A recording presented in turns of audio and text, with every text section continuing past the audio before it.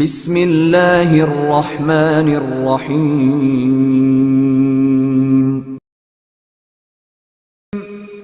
وَلْتَكُن مِّنكُمْ أُمَّةٌ يَدْعُونَ إِلَى الْخَيْرِ وَيَأْمُرُونَ بِالْمَعْرُوفِ وَيَنْهَوْنَ عَنِ الْمُنكَرِ وَأُولَئِكَ هُمُ الْمُفْلِحُونَ۔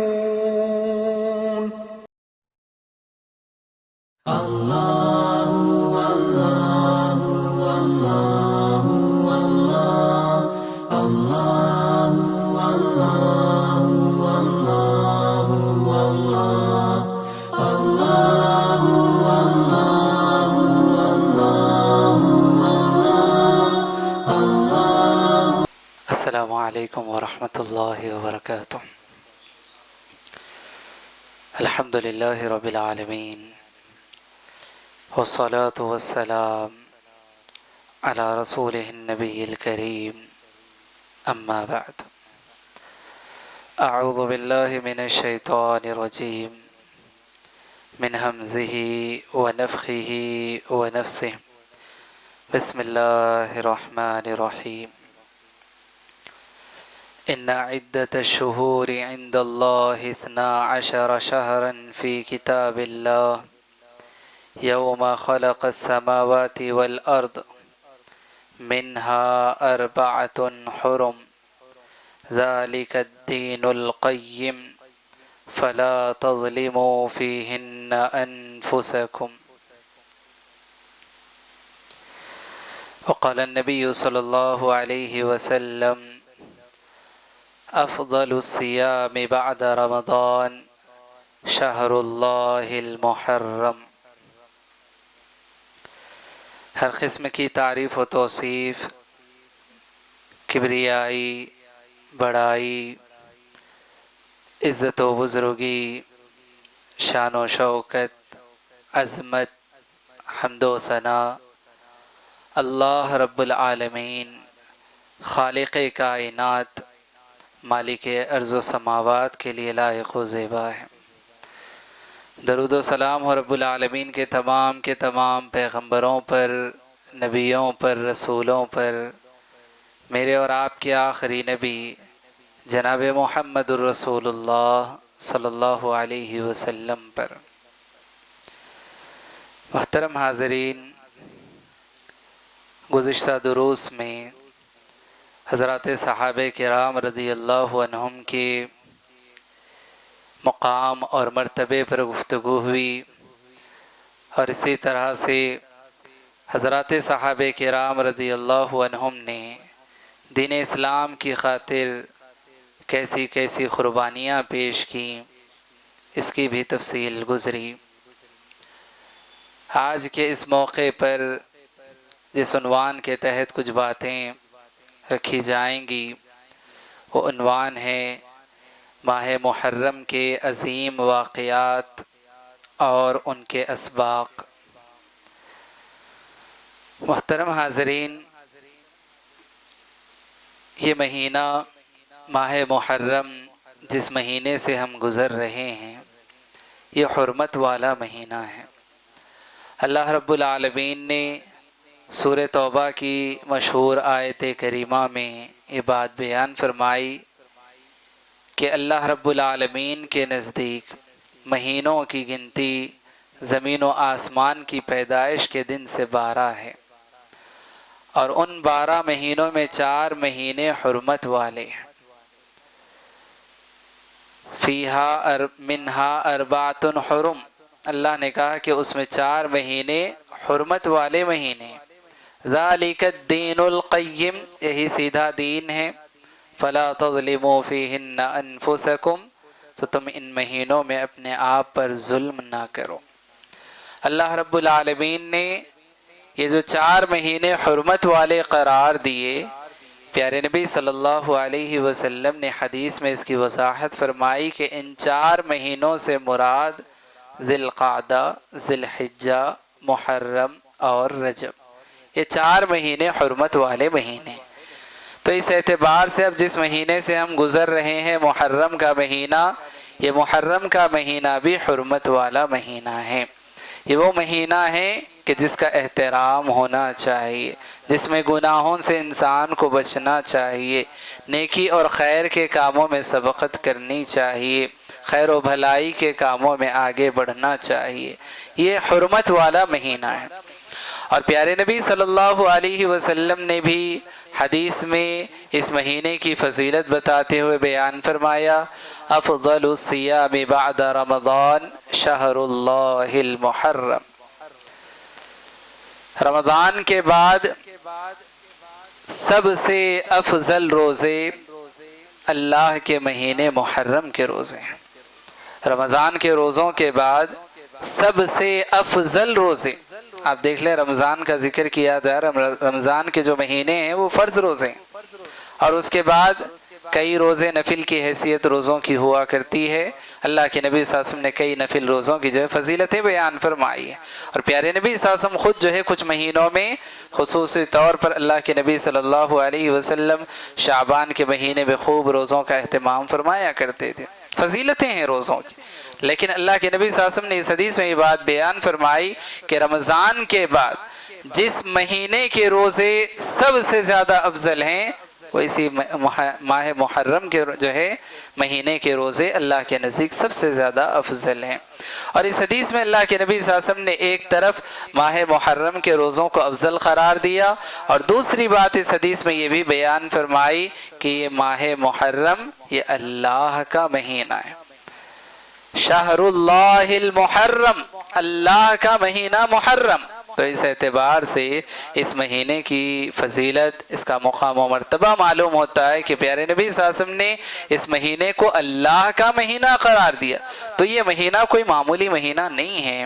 لوگ جس طرح سے اس مہینے کو کبھی منحوس سمجھ لیتے ہیں، یا اسی طرح سے جو ہے اس مہینے میں کئی کاموں کے کرنے سے رک جاتے ہیں، شادی بیاہ کا کرنا، یا اسی طرح سے جو ہے کوئی اچھے کام کی شروعات کرنا، کاروبار کرنا، بزنس کرنا، کسی نئے کام کی ابتدا کرنا، ان چیزوں کو ماہ محرم میں کرنا لوگ بدشگونی سمجھتے ہیں، اور اس طرح سے جو ہے اس مہینے میں کسی بھی ایسے کام کے کرنے سے رک جاتے ہیں۔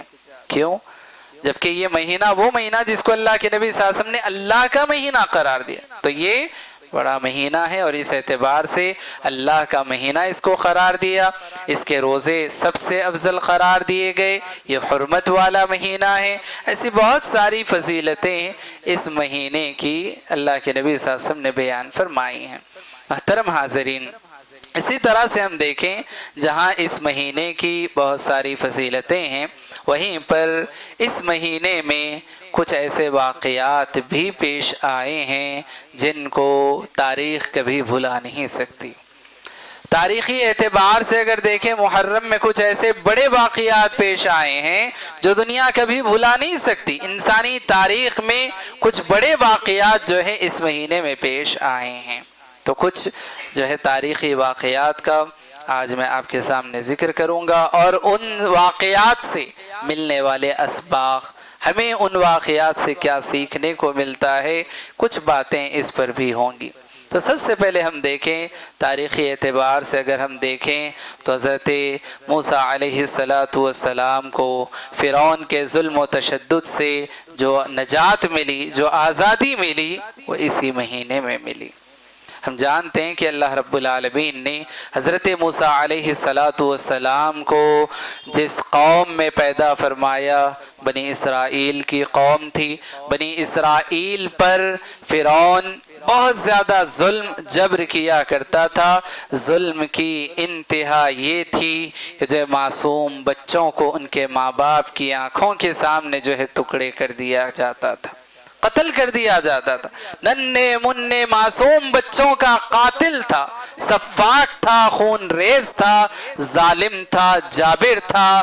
ایسے بادشاہ کے مقابلے میں اللہ رب العالمین نے حضرت موسیٰ علیہ السلام کو پیدا فرمایا، اور رب العالمین کا کرنا ایسا، رب کی حکمتیں، نرالی حکمتیں، اللہ رب العالمین نے اسی کے ذریعے سے حضرت موسیٰ علیہ السلام کی پرورش بھی کرائی۔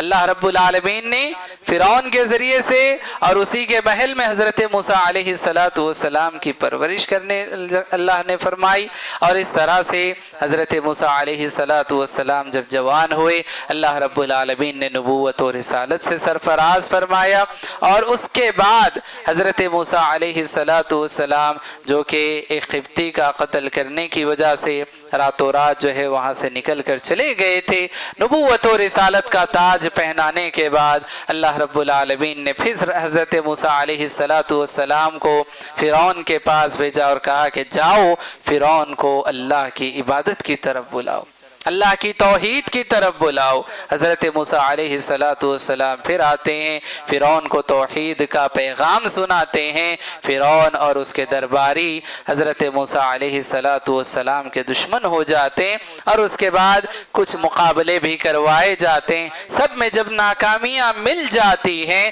اور اس طرح سے جادوگر جو تھے جن کو مقابلے کے لیے لایا گیا تھا وہ خود سجدے میں گر جاتے ہیں، تو فرعون یہ حکم صادر کرتا ہے کہ جو ہے ان کو سولی پر چڑھا دیا جائے، ایک طرف ہاتھ دوسری طرف پیر ان کے کاٹے جائیں اور سولی پر چڑھا دیا جائے، ایسی سزائیں مقرر کر دیتا ہے، تجویز کر دیتا ہے۔ اس کے بعد حضرت موسیٰ علیہ السلام اپنی قوم کو لے کر راتوں رات وہاں سے نکل جاتے ہیں، اور پھر جب راستہ گزرتے ہوئے سامنے سمندر آ جاتا ہے، فرعون کو بھی اس بات کی خبر لگ جاتی ہے، فرعون کا لشکر بھی پیچھے پیچھے آ جاتا ہے۔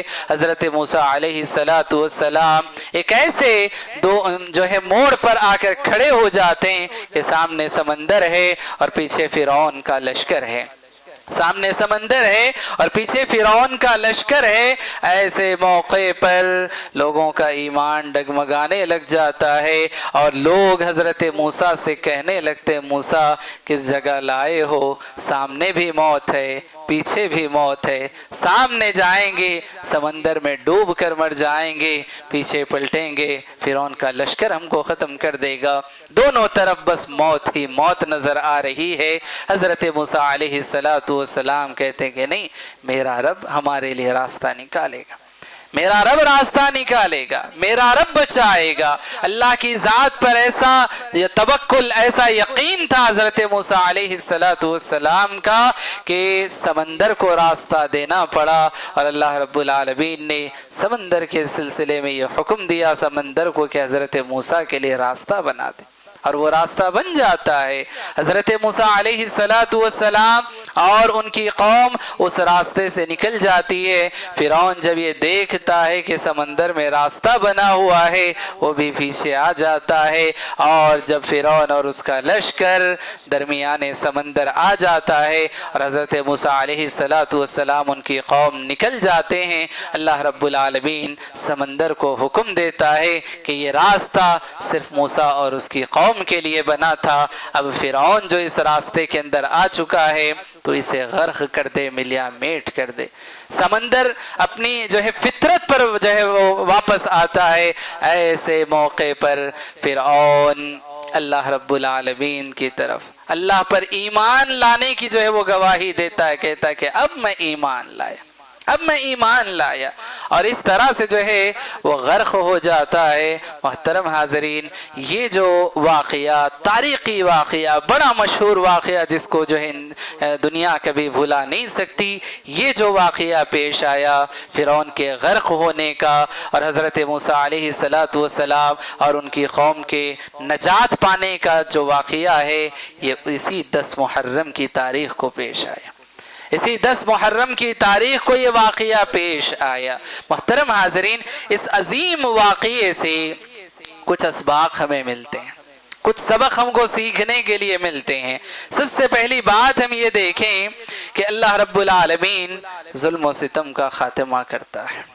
ظلم و ستم چاہے کس حد تک پہنچ جائے لیکن ظلم کا خاتمہ ہو کر رہتا ہے، ظلم ہمیشہ کے لیے باقی نہیں رہتا، ظلم کا خاتمہ ہو کر رہتا ہے، پھر وہ چاہے فرعون کی شکل میں ہو، نمرود کی شکل میں ہو، حامان کی شکل میں ہو، شداد کی شکل میں ہو، کسی بھی شکل میں ہو، ظلم کا خاتمہ ہو کر رہتا ہے۔ ظلم ہمیشہ باقی نہیں رہتا، ظلم ختم ہو جاتا ہے، ظلم مٹ کر رہتا ہے۔ اللہ رب العالمین ظالموں کی پکڑ فرماتا ہے، ظلم کا خاتمہ فرماتا ہے۔ ہم دیکھیں جو بنی اسرائیل قوم تھی، وہ ان کے ذہن و تصور سے یہ بات ختم ہو چکی تھی کہ ہم کبھی آزاد ہو سکتے، ہم کبھی آزاد ہو سکتے، یہ ظلم ہم پر کبھی ختم ہو سکتا ہے، ان کی امیدیں ختم ہو چکی تھیں، لیکن اللہ رب العالمین نے اس ظلم سے ان کو نجات دی۔ یہ پیغام ہم کو ملتا ہے کہ ظالم چاہے کتنا بڑا ہو، ظالم کا ظلم کتنا ہی خطرناک ہو، لیکن یاد رکھو ایک دن ظلم مٹ کر رہتا ہے، ظلم کا خاتمہ ہو کر رہتا ہے۔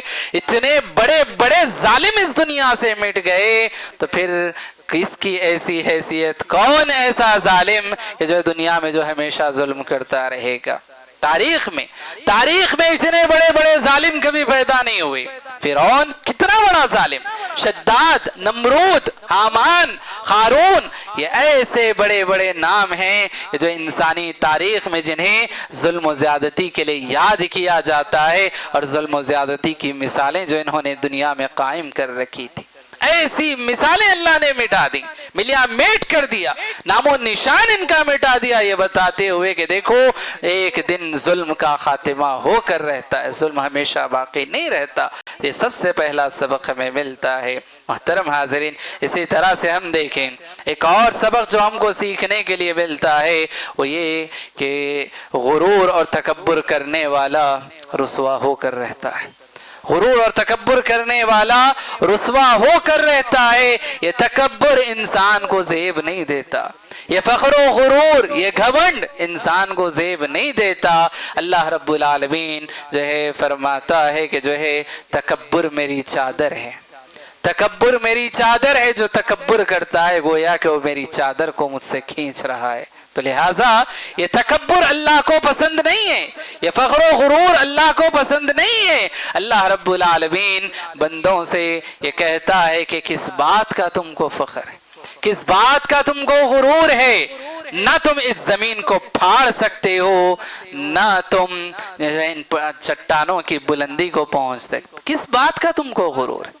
کس بات کی تم کو اکڑ ہے؟ یہ سینہ تان کر جو تم چلتے ہو، یہ جو تمہاری چلن میں جو اکڑ ہے، یہ فخر و غرور ہے۔ کس بات کا فخر ہے؟ انسان کو یہ چیز زیب نہیں دیتی، انسان کو تو تواضع، عاجزی، ان کے ساری جو ہے زیب دیتی ہے۔ اللہ کے نبی صلی اللہ علیہ وسلم نے حدیث میں یہ بات بیان فرمائی، ما تواضع للہ احد الا رفعہ اللہ، کہ جو کوئی اللہ کے لیے تواضع اختیار کرتا ہے، عاجزی، انکساری اختیار کرتا ہے، اللہ اس کے مقام کو بڑھاتا ہے، اللہ اس کو عزت دیتا ہے۔ اور جو کوئی تکبر کرتا ہے، فخر و غرور، گھمنڈ میں مبتلا ہوتا ہے، تکبر کرتا ہے، ایسے کو اللہ ضرور بضرور رسوا کرتا ہے۔ اس کی بڑی مثال ہم کو فرعون کی شکل میں ملتی ہے۔ اتنا فخر، اتنا غرور، اتنا گھمنڈ اس کو تھا، اتنی حد تک وہ پہنچ چکا تھا کہ اپنے آپ کو کہتا تھا انا ربکم الاعلی، میں سب سے بڑا رب،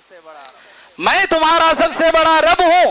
یہاں تک اس نے خدائی کا دعویٰ کر دیا۔ فخر و غرور گھمنڈ میں چور چور تھا۔ اللہ رب العالمین نے اس کو ایسے رسوا کیا، ایسے ذلیل کیا، رسوا کیا، سبحان اللہ۔ وہ بنی اسرائیل جو صدیوں سے غلام بن چکی تھی، اللہ رب العالمین نے ان کی آنکھوں کے سامنے اس کو غرق کیا، نیست و نابود کیا، یہ بتانے کے لیے کہ دیکھو یہ جو تکبر کیا کرتا تھا، یہ فخر و غرور کیا کرتا تھا، اور اس طرح سے اپنے آپ میں خدائی کا دعویٰ کرتا تھا، آج دیکھو کیسے وہ ناکام ہو رہا ہے، اپنے آپ کی وہ جان بچانے کے قابل نہیں ہے۔ تو لہٰذا یہ اس کا فخر و غرور، یہ گھمنڈ ٹوٹ گیا، اور اس طرح سے اللہ رب العالمین نے اس کو ذلیل و رسوا کر دیا۔ تو یہ دوسرا سبق ہمیں ملتا ہے۔ ایک تیسرا سبق اس واقعے سے ہم تمام کو یہ ملتا ہے کہ انسان کو توبہ کرنے میں جلدی کرنی چاہیے، انسان کو توبہ کرنے میں جلدی کرنی چاہیے، اس لیے کہ جو ہے انسان کی زندگی کا کوئی بھروسہ نہیں، زندگی کا کوئی بھروسہ نہیں۔ آپ دیکھیں جب فرعون کی موت کا وقت آ گیا، اس وقت وہ کہنے لگا کہ اب میں ایمان لایا، اب میں ایمان لایا، اب ایمان لانے لگا۔ اب توبہ کرنے لگا. اللہ رب العالمین نے کہا الآن وقد عصیت من قبل, اب ایمان لاتے ہو, اس سے پہلے تو تم جو ہے نافرمانی کیا کرتے تھے. اس طرح سے اللہ رب العالمین نے اس کی توبہ کو قبول نہیں کیا. پیارے نبی صلی اللہ علیہ وسلم نے فرمایا کہ انسان پر جب غرغرے کا وقت آتا ہے اس کے بعد توبہ کے دروازے بند ہو جاتے, توبہ کے دروازے بند ہو جاتے ہیں. یعنی کہ موت کا وقت جب آ جائے اور انسان جو ہے اس طرح سے موت کے عالم میں یا اسی طرح سے جو ہے انسان سکرات کے عالم میں جب پہنچ جاتا ہے تو پھر اس کے بعد توبہ کے دروازے بند ہو جاتے ہیں, توبہ کے دروازے بند ہو جاتے ہیں. لہٰذا انسان کو چاہیے, اس واقعے سے ہم کو یہ سبق ملتا ہے کہ زندگی میں توبہ میں جلدی کرے. انسان اپنے گناہوں کی توبہ کے سلسلے میں جلدی کرے, اس لیے کہ جو ہے جب موت کا فرشتہ آ جاتا ہے, انسان سکرات کے عالم میں پہنچ جاتا ہے تو پھر توبہ کے دروازے بند ہو جاتے ہیں. اس کے بعد پھر توبہ قبول نہیں ہوتی. موت کو دیکھ کر فرعون بھی ایمان لانے کی کوشش کر رہا تھا لیکن اس کا ایمان قبول نہیں ہوا. اسی طرح سے موت کو دیکھ کر اگر کوئی توبہ کرنا چاہے اس کی توبہ بھی قبول نہیں ہوتی. تو انسان کو توبہ کرنے میں جلدی کرنی چاہیے.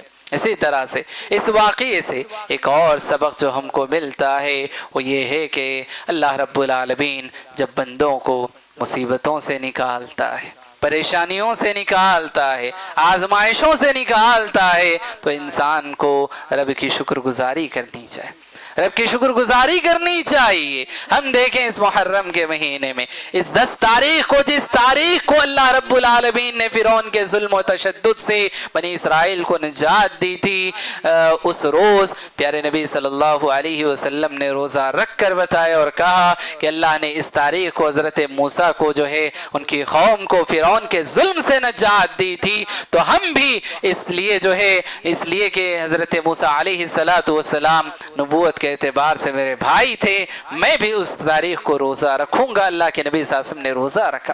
روزے کے ذریعے سے شکر گزاری, روزے کے ذریعے سے شکر گزاری کی جا رہی ہے. تو لہٰذا اس اعتبار سے جب اللہ تبارک و تعالی ہمیں کسی مصیبت سے نکالتا ہے, پریشانی سے نکالتا ہے, آزمائشوں سے نکالتا ہے, ہمیں چاہیے کہ ہم رب کی شکر گزاری کریں. اور شکر گزاری عبادت کے ذریعے سے, عبادت کے ذریعے سے شکر گزاری ہونی چاہیے. تو ایک جو ہے یہ سبق ہم تمام کو ملتا ہے. ایسے بہت سارے اسباق اس عظیم واقعے سے ہم کو سیکھنے میں ملتے ہیں. ہمیں چاہیے کہ ہم قرآن مجید میں غور و فکر کے ساتھ اس واقعے کو پڑھنے کی کوشش کریں اور اس واقعے سے ملنے والے اسباق کو ہم حاصل کرنے کی کوشش کریں. یہ عظیم واقعہ اسی محرم کی 10 تاریخ کو پیش آیا تھا, اسی محرم کی 10 تاریخ کو یہ عظیم واقعہ پیش آیا.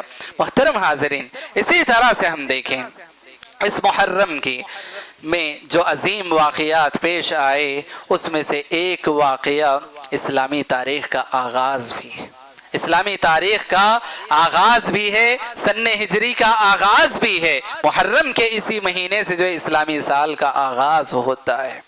حضرت عمر بن الخطاب رضی اللہ عنہ کے دور خلافت میں جب خطوط جاری کیے جاتے تھے, لیٹرز لکھ کر جو ہے ایک جگہ سے دوسری جگہ پر بھیجے جاتے تھے, تو اس وقت گورنروں نے حضرت عمر بن الخطاب رضی اللہ عنہ کی طرف یہ پیغام لکھ کر بھیجا, اے امیر المؤمنین, خلیفۃ المسلمین, یہ جو خطوط آپ کی طرف سے آتے ہیں ہم کو نہیں معلوم ہوتا کہ جو ہے یہ کس سال کا خط ہے, کب بھیجا ہوا یہ خط ہے. یعنی کہ اس میں مہینہ تو بتایا جا رہا ہے لیکن سال اس میں نہیں بتایا جا رہا ہے کہ کس سال کا یہ خط ہے.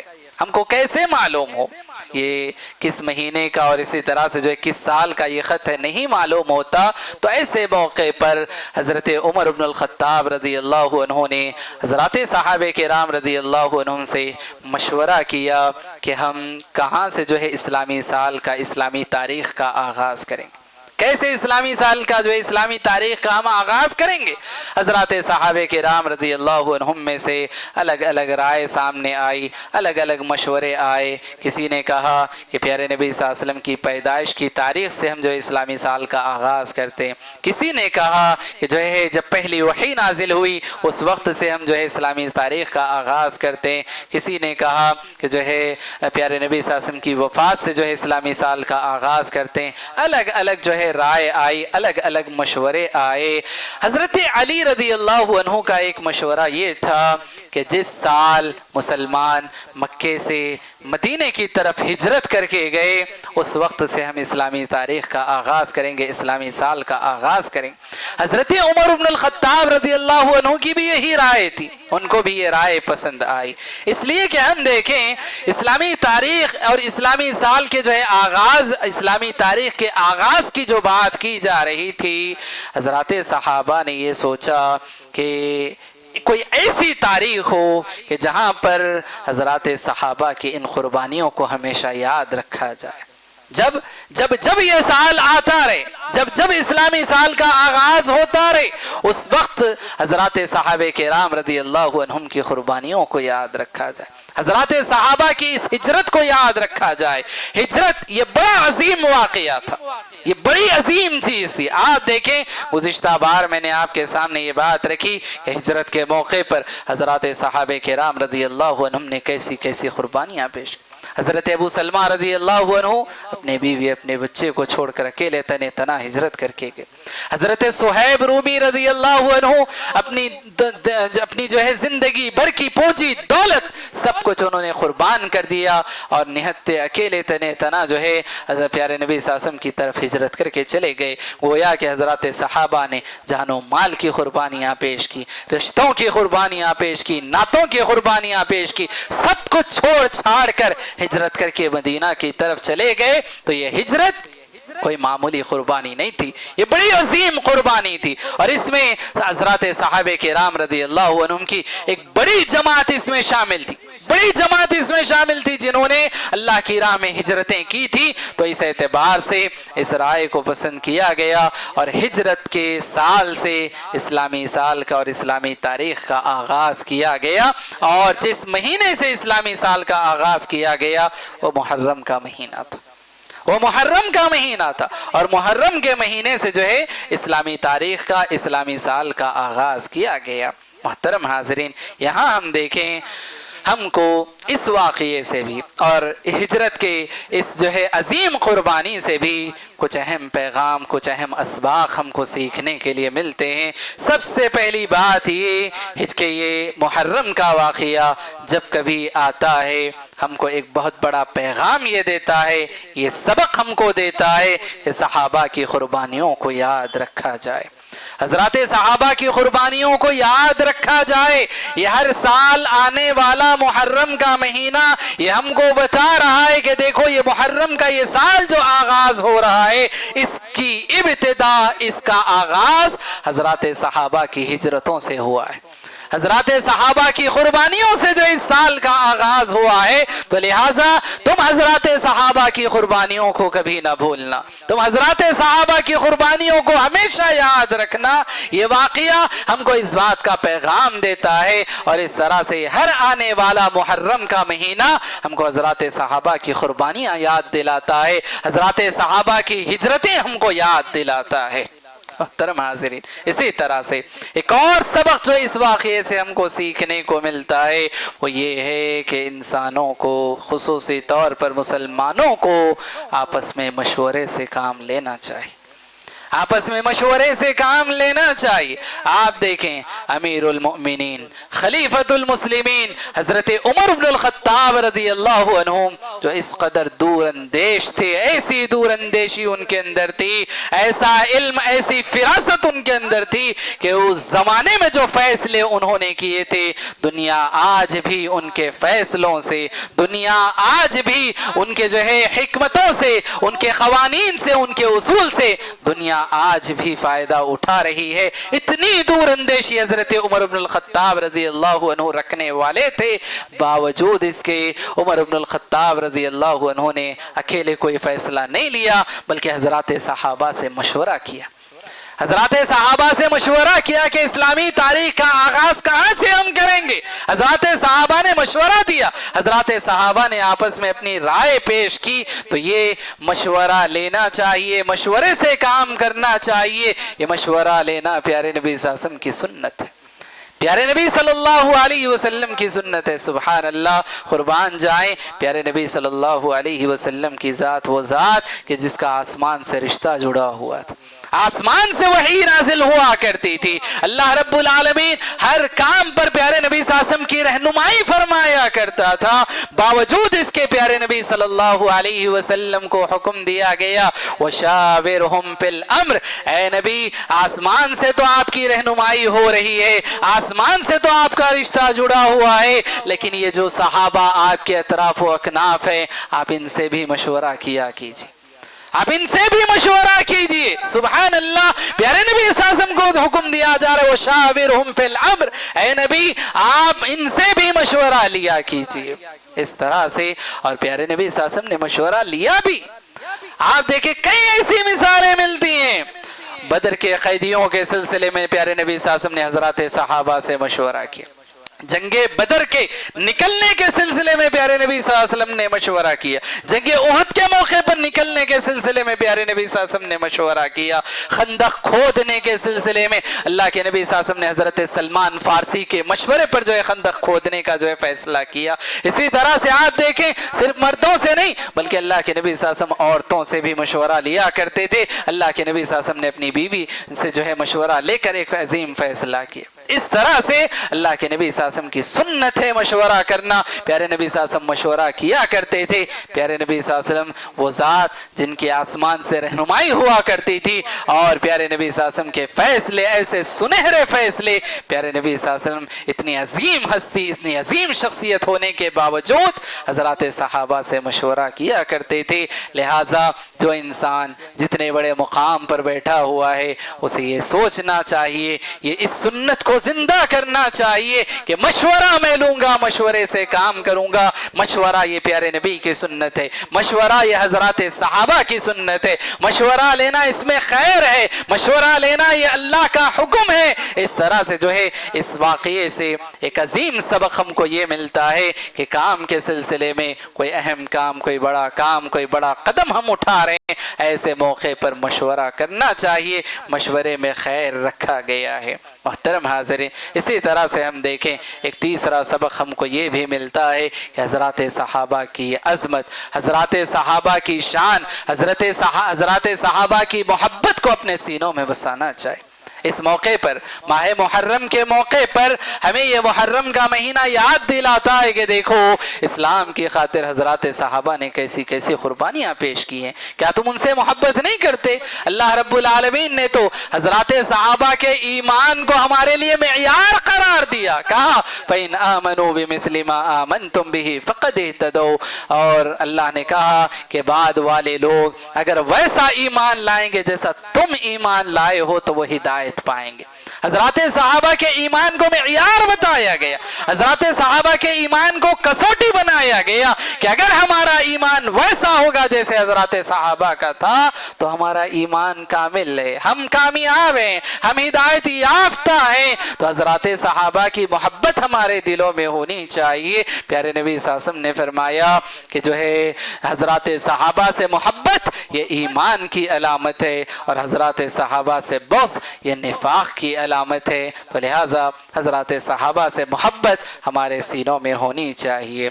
और ये बात याद रखें, हजरात सहाबा वो अजीम हस्तियाँ हैं, हजरात सहाबा वो अजीम हस्तियाँ हैं। अल्लाह के नबी सल्लल्लाहु अलैहि वसल्लम ने 3 ऐसे आमाल बयान फरमाए कि जो है जो कोई ये अमल कर लेगा उसके सारे गुनाह मुआफ़ हो जाएंगे, सारे गुनाह मुआफ हो जाएंगे। अल्लाह के नबी सल्लल्लाहु अलैहि वसल्लम ने 3 ऐसे आमाल बताए। अल्लाह के नबी सल्लल्लाहु अलैहि वसल्लम ने फरमाया अल इस्लामु यहदिमु मा काना क़ब्लहु, इंसान जब इस्लाम कबूल कर लेता है तो इस्लाम कबूल करने से पहले सारे उसके जो जितने गुनाह थे वो सारे गुनाह मिट जाते हैं, वो सारे गुनाह खत्म कर दिए जाते हैं, मिटा दिए जाते हैं। एक चीज اللہ کے نبی صلی اللہ علیہ وسلم نے دوسری چیز بیان فرمائی، الحج یہدم ما کان قبلہ، حج جو ہوتا ہے وہ انسان کے پچھلے گناہوں کو مٹا دیتا ہے، ختم کر دیتا ہے۔ دوسری چیز، تیسری چیز اللہ کے نبی صلی اللہ علیہ وسلم نے بیان فرمائی، الہجرت تہدم ما کان قبلہا،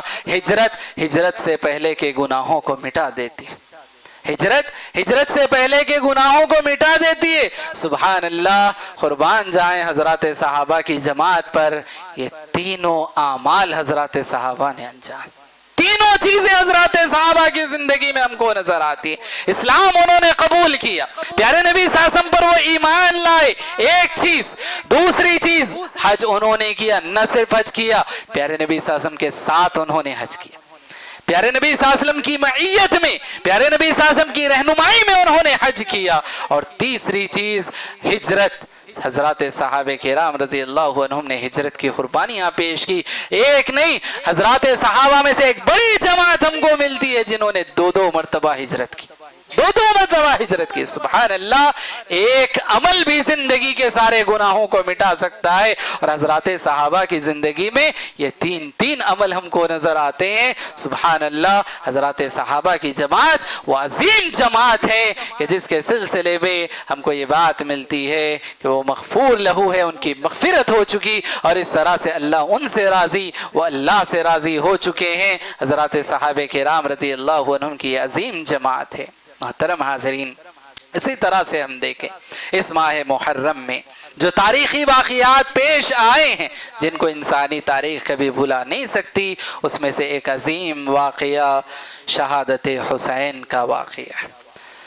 نواز رسول حضرت حسین رضی اللہ عنہ کی شہادت کا واقعہ ہے۔ حضرت حسین رضی اللہ عنہ پیارے نبی صلی اللہ علیہ وسلم کے لاڈلے، پیارے نبی صلی اللہ علیہ وسلم کی آنکھوں کے نور، پیارے نبی صلی اللہ علیہ وسلم کے دل کی ٹھنڈک، پیارے نبی صلی اللہ علیہ وسلم کی چاہت، پیارے نبی صلی اللہ علیہ وسلم کی محبت، پیارے نبی صلی اللہ علیہ وسلم جنہیں سینے سے لگایا کرتے تھے، پیارے نبی صلی اللہ علیہ وسلم جنہیں چوما کرتے تھے، پیارے نبی صلی اللہ علیہ وسلم جن کو اپنے گود میں اٹھا لیا کرتے تھے، حضرت حسین رضی اللہ عنہ، وہ صحابی، وہ دونوں بھائی، وہ دونوں نواسے پیارے نبی صلی اللہ علیہ وسلم کے، جن کے سلسلے میں پیارے نبی صلی اللہ علیہ وسلم نے فرمایا سیدہ شباب اہل الجنہ، اللہ کے نبی صلی اللہ علیہ وسلم نے فرمایا یہ میرے دونوں نواسے جنت کے نوجوانوں کے سردار ہوں گے، جنتی نوجوانوں کے سردار ہوں گے میرے یہ دونوں نواسے۔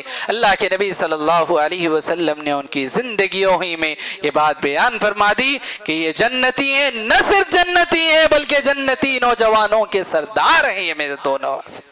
بڑی عظیم ہستیاں ہیں، اللہ کے نبی صلی اللہ علیہ وسلم ان سے بڑی محبت کیا کرتے تھے، اللہ کے نبی صلی اللہ علیہ وسلم ان سے ملاقات کے لیے جایا کرتے تھے، ان کو جو ہے گلے لگاتے، ان کو سونگھتے، ان کو چومتے، اور اس طرح سے محبت سے گود میں اٹھا لیا کرتے۔ اللہ کے نبی صلی اللہ علیہ وسلم ان سے بہت زیادہ محبت کیا کرتے تھے۔ اللہ کے نبی صلی اللہ علیہ وسلم نے یہاں تک بیان فرمایا تھا کہ جو ان سے محبت کرتا ہے وہ مجھ سے محبت کرتا ہے، جو ان کو تکلیف دیتا ہے وہ مجھے تکلیف دیتا ہے۔ حضرات صحابہ کرام رضی اللہ عنہم میں حضرت حسن و حسین رضی اللہ عنہما کو ایک بڑا مقام، ایک عظیم مقام حاصل ہے۔ محترم حاضرین، حضرت حسین رضی اللہ عنہ کی جو شہادت کا واقعہ پیش آیا وہ اسی ماہ محرم کی 10 تاریخ کا واقعہ، اسی ماہ محرم کی 10 تاریخ کو یہ عظیم سانحہ پیش آیا، یہ عظیم واقعہ پیش آیا، اور اس طرح سے جو ہے یہ جو واقعہ ہے یقینی معنوں میں ایک بہت بڑا سانحہ ہے، ایک بہت بڑا سانحہ ہے، اور اس طرح سے یہ جو واقعہ اسی ماہ محرم کی 10 تاریخ کو پیش آیا۔ محترم حاضرین، اس واقعے کی آڑ میں ہم دیکھتے ہیں کہ جو شیعہ حضرات ہیں وہ کس طرح کی جو ہے بدعت و خرافات میں مبتلا ہوتے ہیں۔ اللہ کے نبی صلی اللہ علیہ وسلم نے جن چیزوں سے منع فرمایا، اپنے آپ کو پیٹنا، اپنے گالوں کو پیٹنا، ماتم کرنا، اپنے آپ کو تکلیف دینا، اپنے گریبانوں کو چاک کرنا، ان سارے کاموں کو اللہ کے نبی صلی اللہ علیہ وسلم نے جاہلیت کے کام قرار دی، جاہلیت کے کام قرار دیے۔ اللہ کے نبی صلی اللہ علیہ وسلم نے فرمایا جو گالوں کو پیٹے، جو سینہ چاک کرے، اپنے دامن کو چاک کرے اور اس طرح سے جو ہے ماتم کرے اور جاہلیت کے نعرے لگائے، اللہ کے نبی صلی اللہ علیہ وسلم نے فرمایا کہ یہ جاہلی کاموں میں سے ہے، یہ نوحہ کرنا، یہ ماتم کرنا، یہ جو ہے اسلامی کاموں میں سے نہیں ہے، شریعت کے احکام نہیں ہے، شریعت کا یہ کام نہیں ہے۔ اور اس طرح سے جو ہے یہ سارے کام جس طرح سے اس ماہ محرم میں حضرت حسین رضی اللہ عنہ کی شہادت کی آڑ میں یا حضرت حسین رضی اللہ عنہ کی محبت کی آڑ میں یہ جو سارے کام کیے جاتے، یاد رکھیں یہ غیر اسلامی کام ہیں، ان کا اسلام سے کوئی تعلق نہیں ہے۔ محترم حاضرین، حضرت حسین رضی اللہ عنہ کی شہادت یقیناً یہ بڑا عظیم سانحہ تھا اور اس طرح سے دلوں کو دکھانے والا، غموں اور اسی طرح سے جو ہے جس طرح سے یہ واقعہ پیش آیا، یہ بڑی آزمائش تھی، یہ کوئی معمولی واقعہ نہیں تھا، یہ بڑی عظیم جو ہے آزمائش تھی۔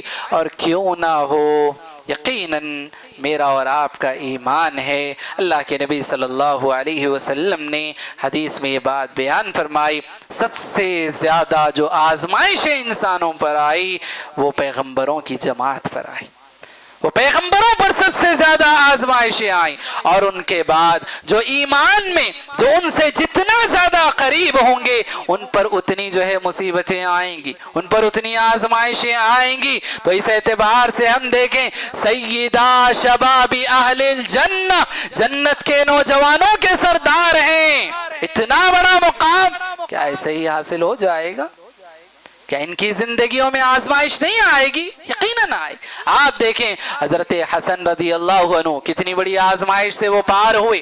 حضرت حسن رضی اللہ عنہ نے اپنی خلافت کو جو ہے اپنی خلافت سے دستبردار ہو گئے، حضرت معاویہ رضی اللہ عنہ کے حق میں دستبردار ہوتے ہوئے حضرت حسن رضی اللہ عنہ نے خلافت کو حضرت معاویہ کے ہاتھوں سونپ دیا، اور اللہ کے نبی صلی اللہ علیہ وسلم کی وہ عظیم پیشین گوئی پوری ہوئی۔ اللہ کے نبی صلی اللہ علیہ وسلم نے فرمایا تھا کہ یہ میرا نواسا، یہ میرا بیٹا حسن جو ہے دو مسلمانوں کے دو گروہوں میں صلح کروائے گا، اور اس طرح سے اللہ کے نبی صلی اللہ علیہ وسلم کی وہ پیشین گوئی پوری ہوئی۔ اور جب حضرت حسن رضی اللہ عنہ نے حضرت معاویہ رضی اللہ عنہ کے ہاتھ پر بیعت کر لی اور اس طرح سے جو ہے خلافت ان کے ہاتھ پر سونپ دی، تو اس وقت مسلمانوں کے جو دو بڑے گروہ تھے ان کے درمیان صلح ہو گئی۔ اتنی بڑی آزمائش سے حضرت حسن رضی اللہ عنہ گزرے، معمولی بات نہیں ہے، معمولی بات نہیں ہے کرسی چھوڑ دینا، معمولی بات نہیں ہے خلافت سے دستبردار ہو جانا، اور اس طرح سے جو ہے اپنے مقام، اپنے مرتبے، اپنے رتبے سے جو ہے اپنے آپ کو جو ہے ہٹا دینا اور اس طرح سے اپنے مقام سے دستبردار ہو جانا، یہ کوئی معمولی بات نہیں تھی۔ حضرت حسن نے وہ کر دکھایا، حضرت حسن نے اپنے مقام کو چھوڑ کر دکھایا، خلافت سے دستبردار ہو کر بتایا، اور اس طرح سے پیارے نبی صلی اللہ علیہ وسلم کی اس عظیم پیشین گوئی کو پورا کیا۔ پیارے نبی صلی اللہ علیہ وسلم نے جو بات کہی تھی کہ میرا یہ نواسا دو مسلمانوں کے عظیم گروہوں میں جو ہے صلح کروائے گا، اس طرح سے ان کے ذریعے سے صلح ہو گئی، اور اس طرح سے حضرت حسن کی جو ہے یہ آزمائش ان کی زندگی میں آئی۔ حضرت حسین رضی اللہ عنہ کی زندگی میں یہ بڑی آزمائش تھی، یہ بڑی آزمائش تھی، یہ کربلا کا واقعہ جو پیش آیا، حضرت حسین کی زندگی میں یہ جو شہادت کا واقعہ پیش آیا، اور اس طرح سے حضرت حسین کو جو شہید کیا گیا، یہ عظیم جو ہے آزمائش حضرت حسین رضی اللہ عنہ کی زندگی میں آئی۔ محترم حاضرین، اور اس جو ہے عظیم آزمائشی کی بنا پر اللہ رب العالمین نے وہ مقام ان کو عطا فرمایا کہ جنتیوں کے جو ہے نوجوانوں کا سردار ان کو بنایا کہ جنتیوں کے نوجوانوں کا سردار پیارے نبی صلی اللہ علیہ وسلم نے ان کو قرار دیا ہے۔ محترم حاضرین، یہ بات یاد رکھیں، جنہوں نے حضرت حسین کے ساتھ یہ کام کیا، یقیناً ہم لعنت کرتے ہیں ایسے لوگ، لعنت بھیجتے ہیں ایسے لوگوں پر، وہ کوئی دیندار نہیں تھے، اور جو کام انہوں نے کیا وہ کوئی صحیح کام نہیں تھا، وہ غلط کام تھا، غلط انہوں نے کیا، حضرت حسین کے ساتھ جو انہوں نے کیا وہ غلط تھا، لعنت ہو اللہ رب العالمین کی ایسے لوگوں پر۔ لیکن یہ بات یاد رکھیں، حضرت حسین کے اس واقعے کو سامنے رکھ کر، حضرت حسین کی شہادت کی آڑ میں، حضرت حسین کی محبت کی آڑ میں حضرات صحابہ کو برا بھلا کہنا، حضرات صحابہ کے سلسلے میں گستاخیاں کرنا ایک مسلمان کو زیب نہیں دیتا۔ حضرت حسین سے محبت کرنے والا یقیناً حضرات صحابہ سے محبت کرنے والا ہوگا۔ ایسا نہیں ہو سکتا کہ کوئی انسان حضرت حسین سے تو محبت کرے لیکن حضرت صحابہ سے جو ہے بغض رکھے، یہ ناممکن ہے، یہ ناممکن ہے، بات یاد رکھیں۔ حضرات صحابہ سے محبت حضرت حسین سے محبت ہے، اور حضرت حسین سے محبت حضرات صحابہ سے محبت ہے، اس لیے کہ یہ دونوں آپس میں ایک دوسرے سے محبت کرنے والے تھے۔ حضرت حسین کو حضرات صحابہ سے محبت تھی اور حضرات صحابہ کو حضرت حسین سے محبت تھی، اور اس طرح سے حضرات صحابہ سے جو ہے محبت اس بات کی دلیل ہے کہ وہ حضرت حسین سے محبت ہے، اور حضرت حسین سے محبت یہ اس بات کا تقاضا کرتی ہے کہ تم کو حضرات صحابہ سے محبت ہونی چاہیے۔ حضرت حسین کی محبت کی آڑ میں حضرات صحابہ کے سلسلے میں بغض رکھنا، ان کے خلاف برا بھلا کہنا ایک مسلمان کو یہ بات زیب نہیں دیتی۔ اور یہ بات یاد رکھیں، کوئی انسان کسی ایک صحابی کے سلسلے میں بھی اپنے دل میں اگر بغض رکھتا ہے، کسی ایک صحابی کے سلسلے میں بھی اگر برا بھلا کہتا ہے، وہ مومن نہیں ہو سکتا، وہ مومن نہیں ہو سکتا، یاد رکھیں۔ پھر چاہے کوئی صحابی ہو، ادنا سے ادنا صحابی کے سلسلے میں بھی اگر کوئی انسان اپنے دل میں بغض رکھتا ہے، نفرت رکھتا ہے، یا اسی طرح سے ان کے سلسلے میں برا بھلا کہتا ہے، وہ ایک مومن نہیں ہو سکتا، وہ مومن نہیں ہو سکتا، یاد رکھیں۔ تو اس طرح سے حضرت حسین رضی اللہ عنہ کی شہادت، اس سے بھی کچھ عظیم جو ہے پیغام یا اسی طرح سے کچھ اسباق ہم کو ملتے ہیں، کچھ اسباق ہم کو ملتے ہیں۔ ایک سبق ہم کو یہ ملتا ہے کہ ہم دیکھیں شیطان اچھائی کے راستے سے انسان کو جو ہے بہکا دیتا ہے، اچھائی کے راستے سے، اچھائی کے نام کے ذریعے سے انسان جو ہے، انسان کو شیطان بہکا دیتا ہے۔ آپ دیکھیں ایک طرف لوگ کس طرح کی بدعات و خرافات میں مبتلا ہیں، ایک طرف پیارے نبی صلی اللہ علیہ وسلم کی پیدائش اور میلاد کے نام پر شیطان نے انسانوں کو بہکایا اور لوگ کس طرح کے جو ہے کام کرنے لگ گئے، تو دوسری طرف پیارے نبی صلی اللہ علیہ وسلم کے نواسے کی شہادت کے نام پر ایسے کام شیطان نے انسانوں کو بتائے کہ کیا کیا کام نہ جانے جو ہے اس نام پر کیے جاتے۔ یہ شیطان کا بہکاوا ہے، یہ شیطان کا بہکاوا ہے۔ شیطان اچھے نام کے ذریعے سے، اچھائی کے ذریعے سے ایک اچھی سوچ پیدا کر کے جو ہے انسان کو بہکاتا ہے، کہتا ہے کہ دیکھو حضرت حسین کی محبت میں ہم یہ کام کر رہے ہیں، پیارے نبی صلی اللہ علیہ وسلم کی محبت میں ہم یہ کام کر رہے ہیں، آپ مجھے بتائیں حضرت حسین رضی اللہ عنہ سے محبت کرنے والا کیا وہ ایسے کام کرے گا؟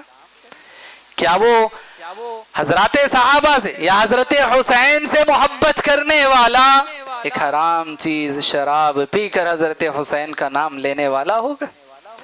کیا آپ مجھے بتائیں حضرت حسین سے محبت کرنے والا کیا اس طرح کی حرکتیں سڑکوں پر حضرت حسین یا حسن یا حسین کے نعرے لگاتے ہوئے کیا سڑکوں پر اس طرح کے کام کرتا ہوا آپ کو نظر آئے؟ کیا یہ محبت ہے؟ کیا یہ محبت ہے؟ کیا محبت میں ایسے کام کیے جا سکتے؟ آپ دیکھیں علم کے نام پر علم بٹھانا اور اس طرح سے جو ہے پنجتن پاک کے نام پر جو ہے حضرات صحابہ، حضرت علی، حضرت فاطمہ، حضرت حسن، حضرت حسین رضی اللہ عنہم اجمعین، ان کے نام کے علم بٹھانا اور اس طرح سے جو ہے پھر سڑکوں پر یہ بتاتے ہوئے گھومنا کہ جو ان کی حاضری ہوتی ہے، ان کی حاضری ہوتی ہے، نعوذ باللہ، وہ پاک دامن خاتون، وہ باحیا خاتون حضرت فاطمہ رضی اللہ عنہا، پیارے نبی صلی اللہ علیہ وسلم کی جو ہے لختے جگر، پیارے نبی صلی اللہ علیہ وسلم کی پیاری بیٹی حضرت فاطمہ رضی اللہ عنہا، کتنی باحیا، کتنی باپردہ اور کتنی شریف خاتون، آپ اندازہ لگائیں۔ انہوں نے اپنے شوہر حضرت علی کو یہ وصیت کی تھی کہ میں جب مر جاؤں میرا جنازہ نکالنا تو رات کے اندھیرے میں نکال، رات کے اندھیرے میں میرا جنازہ نکالنا تاکہ کسی کی نظر میرے جو ہے میرے جنازے پر نہ پڑ سکے۔ سبحان اللہ، اتنی باحیا خاتون، اتنی باحیا خاتون، اور ان کا نام لے کر جو ہے سڑکوں پر نکلنا اور اس طرح سے یہ کہنا کہ ان کی حاضری نعوذ باللہ آتی ہے۔ اور کیسے بے دین لوگ، معاشرے کے سب سے بدترین لوگ جو نظر آتے ہیں، آوارہ قسم کے جو لوگ ہوتے ہیں، پینے کھانے والے لوگ، جن کے چہروں پر نبی کی سنت آپ کو نظر نہ آئے گی، جن کی زندگیوں میں نماز کا کوئی اہتمام آپ کو نظر نہیں آئے گا، اور اس طرح سے حرام کاموں میں جو ملوث لوگ ہوتے ہیں، وہ لوگ اس طرح سے جو ہے ان چیزوں کو لے کر یہ کہتے ہیں کہ ان پر جو ہے حضرت فاطمہ، حضرت علی، حضرت حسن، حضرت حسین کی حاضری ہو رہی نعوذ باللہ۔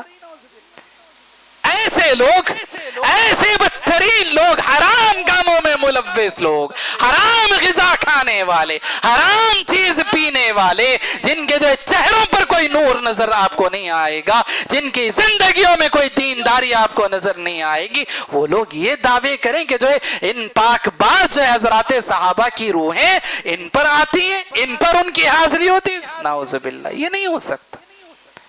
ہمارا ایمان کہتا ہے کہ جو یہ نہیں ہو سکتا، اور روحوں کے واپس آنے کا تو جو ہے کوئی سوال ہی پیدا نہیں ہوتا، اور اس طرح کی حاضری اور ایسے بدترین لوگوں پر، معاشرے کے ایسے جو ہے بدقماش لوگوں پر، پاک باز ہستیوں کا جو ہے یہ نام لے کر ایسے ایسے کام کرنا اور ان کاموں میں شریک ہونا ایک مسلمان کے لیے زیب نہیں دیتا، یاد رکھیں، ایک مسلمان کے لیے زیب نہیں دیتا۔ ایسی مجلسوں میں، ایسی محفلوں میں، ایسے ماتموں میں اور ایسے مقامات پر شریک ہونا ایک مسلمان کو زیب نہیں دیتا، نہ دیکھنے کے لیے نہ شریک ہونے کے لیے، کسی بھی حیثیت سے ایسے مقامات پر نہیں جانا چاہیے، نہیں شرکت کرنی چاہیے۔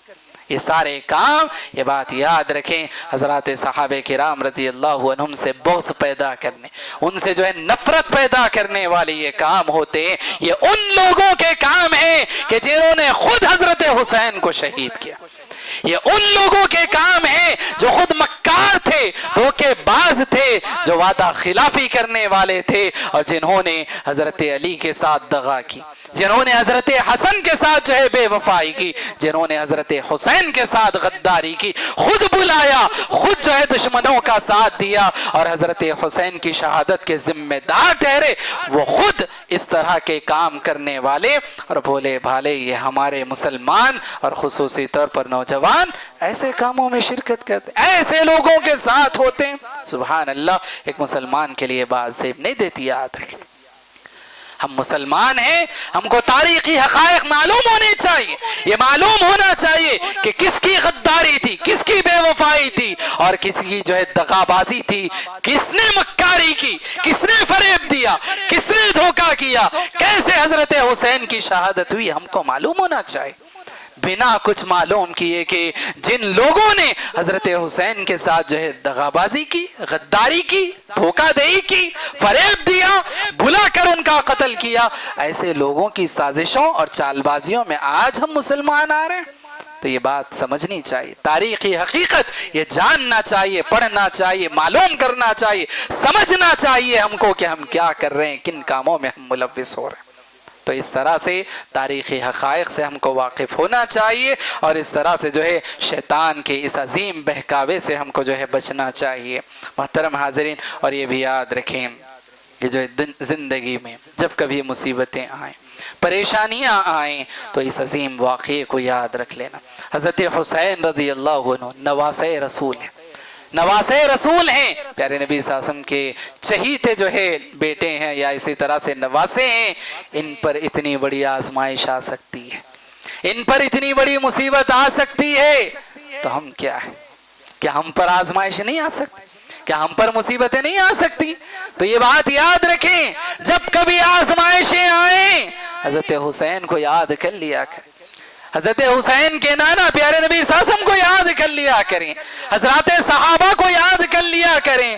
جب ان پر اتنی بڑی بڑی مصیبتیں آئیں، آزمائشیں آئیں، تو ہم پر کیوں نہیں آئیں گے؟ ہم پر بھی آئیں گے۔ اور یہ بات یاد رکھیں، جب بھی مصیبتیں آئیں، آزمائشیں آئیں، ڈرنے گھبرانے پیچھے ہٹنے کے بجائے ثابت قدم رہیں اور اللہ سے یہ امید رکھیں کہ جو ہے اللہ ہم کو آزما رہا ہے، ہمارے ایمان کو آزمایا جا رہا ہے، جیسے حضرات صحابہ کو آزمایا گیا، जैसे पैगंबरों को आजमाया गया, हमको भी आजमाया जा रहा, हमको आजमाया जा रहा है। मतलब यह है कि अल्लाह हमको चाहता है, अल्लाह हमसे मोहब्बत करता है। अल्लाह के नबी सल्लल्लाहु अलैहि वसल्लम ने हदीस में ये बात बयान फरमाई कि जब अल्लाह रब्बुल आलमीन किसी बंदे से मोहब्बत करता है तो उसको आजमाइशों से दो चार कर देता है, आजमाइशों से दो चार कर देता है। सुभान अल्लाह, दुनिया का उसूल अलग है, अल्लाह का उसूल अलग है। दुनिया में हम देखें, इंसान जब किसी से मोहब्बत करता है तो हर मुसीबत से उसको बचाने की कोशिश करता है, आँच आने नहीं देता किसी पर। लेकिन ये बात याद रखें, अल्लाह जब मोहब्बत करता है तो फिर उसको आजमाइशों में डालता है। क्यों? उसको निखारना है, उसको निखारना है और उसके ईमान को जांचना है। जैसे हम देखें, सोने की कद्र और कीमत उस वक्त होती है जब वो आग पर तपाया जाता है। आग पर तपाकर उसके सारे मैल कुचल जो है मैल कुचल को जब निकाल दिया जाता है, सोना साफ होता है, चमकने लगता है। वैसे ही एक मोमिन पर जब ये जो है आजमाइशें आती हैं, उसका ईमान निखर कर आता है, उसका ईमान चमकने लगता है, उसका ईमान साफ और शफाफ हो जाता है। तो जब हम पर मुसीबतें आए, आजमाइशें आए, तो हम समझ जाएं हमारे ईमान की आजमाइश हो रही है, हमारे ईमान को खड़ा बनाया जा रहा है, हमारे ईमान को निखारा जा रहा है। इस तरह से जो है ये अजीम वाक़यात हमको बहुत सारे पैगाम देते हैं, बहुत सारे सबक देते हैं। रब्बुल आलमीन से हम ये दुआ करते हैं कि रब्बुल आलमीन हम तमाम को इस माह मुहर्रम में जो अजीम वाक़यात पेश आए हैं उनसे सबक हासिल करने की तौफ़ीक़ अता फ़रमाए। हज़रात सहाबे किराम रज़ी अल्लाहु अन्हुम से मोहब्बत करने की तौफ़ीक़ अता फ़रमाए। अहले बैत रज़ी अल्लाहु अन्हुम से सच्ची मोहब्बत करने की तौफ़ीक़ अता फ़रमाए। उनके नक्शे क़दम पर चलने की तौफ़ीक़ अता फ़रमाए। हज़रात सहाबे किराम रज़ी अल्लाहु अन्हुम और अहले बैत रज़ी अल्लाहु अन्हुम का दिफ़ा करने की तौफ़ीक़ अता फ़रमाए। रब्बुल आलमीन जब तक हमें ज़िंदगी दे, हज़रात सहाबा के तरीक़े पर और उनके दीन पर अल्लाह रब्बुल आलमीन हमें ज़िंदगी अता फ़रमाए। जब मौत आए, हज़रात सहाबा की मौत रब्बुल आलमीन हम तमाम को नसीब फ़रमाए। आमीन। अस्सलामु अलैकुम व रहमतुल्लाहि व बरकातुहू।